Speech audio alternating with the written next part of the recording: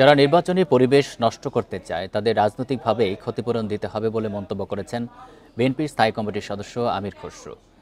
রাজধানীর মহানগর প্রজেক্ট এলাকায় হাসপাতাল থেকে ফেরা আহত নুরুল হক নূরকে দেখতে গিয়ে গণমাধ্যমকে এসব কথা বলেন তিনি।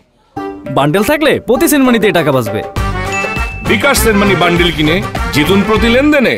আমির খসরু বলেন, নির্বাচনকে কেন্দ্র করে কেউ যদি দেশকে অস্থিতিশীল করার চেষ্টা করে তাকে রাজনৈতিকভাবে জবাবদিহির মুখোমুখি হতে হবে। দ্রুত জাতীয় নির্বাচনের মাধ্যমে গণতান্ত্রিক সরকার প্রয়োজন জানিয়ে তিনি বলেন, নির্বাচিত সরকার না থাকায় দেশে জবাবদিহিতা ও দায়বদ্ধতার সংকট দেখা দিয়েছে। গণতান্ত্রিক প্রক্রিয়া বাধাপ্রাপ্ত হলে পরাজিত শক্তির দ্বার উন্মোচিত হবে। নির্বাচনে পিআর পদ্ধতির জন্য জনগণের ম্যান্ডেট দরকার বলেও জানান আমির খসরু। নির্বাচনের সাথে কোন পার্টির কি দাবি দেওয়া এটা কোনো সম্পর্ক নাই। তাদের দাবি দেওয়া থাকতেই পারে, সেই দাবি দেওয়া নিয়ে তারা জনগণের কাছে যেতে হবে, জনগণের ম্যান্ডেট নিয়ে সংসদে আসবে, পাশ করতে পারবে। কেউ যদি অস্থিতিশীল করতে চায় তাদেরকে রাজনৈতিকভাবে এটার জন্য ক্ষতিপূরণ দিতে হবে।